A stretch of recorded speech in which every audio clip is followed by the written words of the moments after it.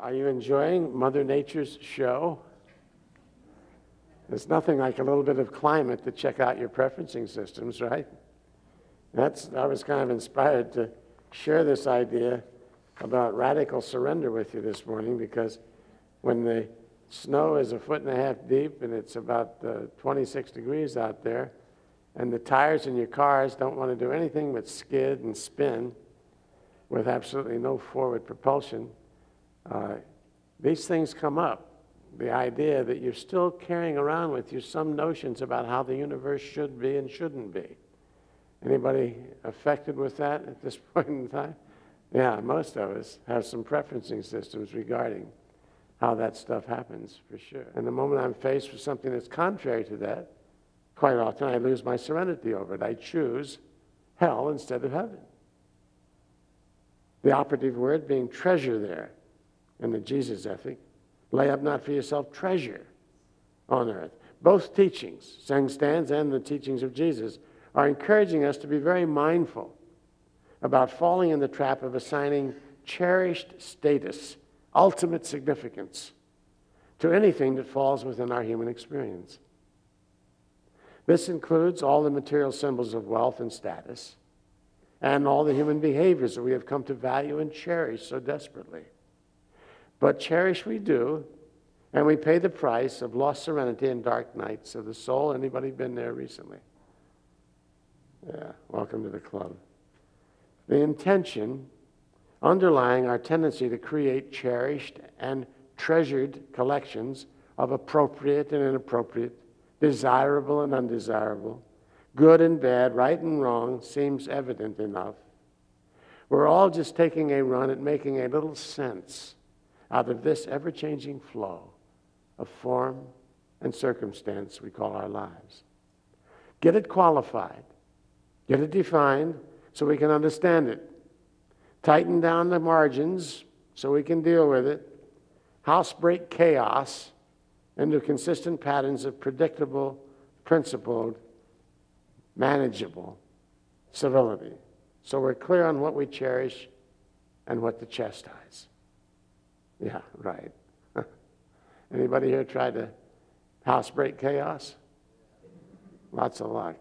In fact, in the scientific community now, there's a chaos theory.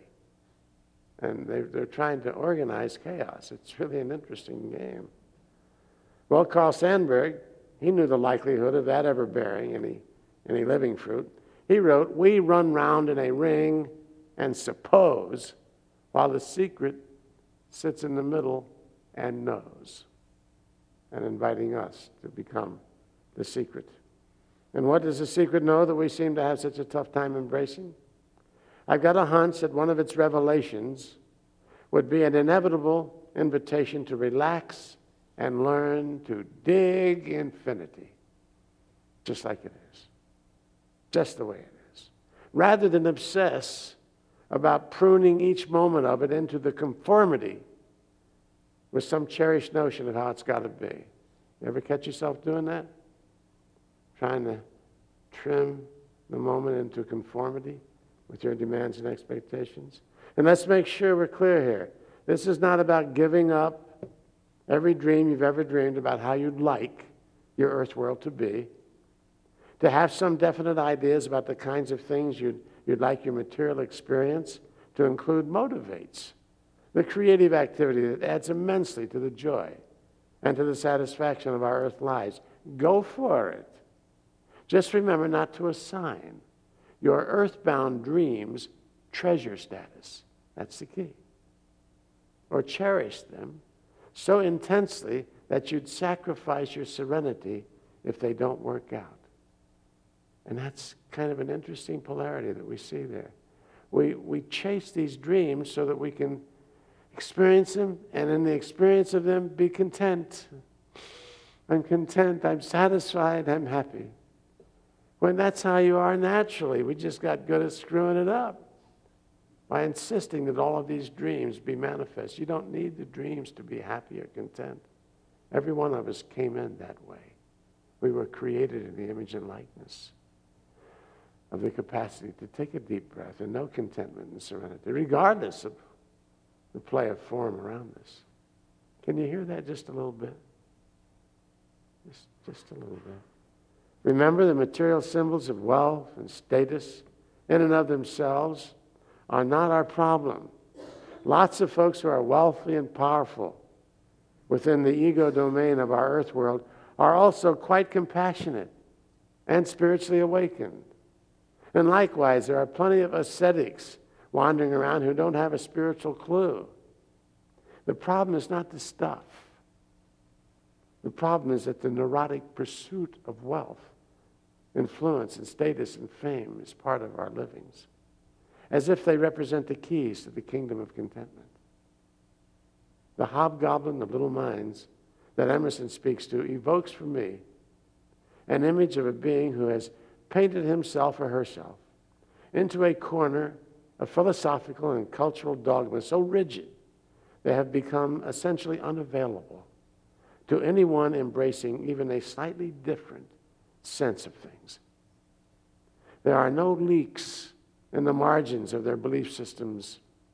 Every being or situation they encounter is measured by the cold calculus of an ideology that demands absolute agreement with its point of view across the whole spectrum of human possibility. They are frustrated, they are hostile, grandiose, arrogant, and scared. There are folks caught up in the human predicament Jesus called the struggle to pour new wine into old wineskins. They are me. And I'm sure to some degree you. They're us, all of us, every one of us. We've all been there. Some of us are there now. We'll all be there again. The important thing is not to deny it. We've all got work to do. Let's get about the business of doing it.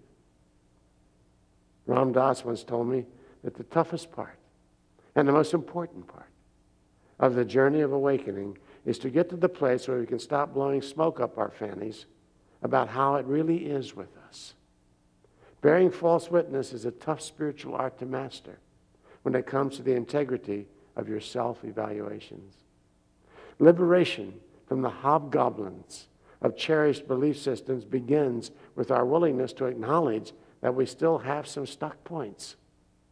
It's hard work, but it's the only game in town if you're tired of hanging out in alternating states of petulance and hostility, disappointment and anxiety, grief and guilt.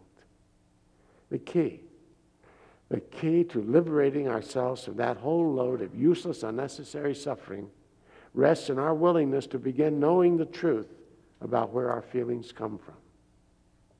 And that liberating insight is available to anyone spiritually mature enough to move out of the victim fantasy and recognize the empowering truth that all feelings are self-imposed.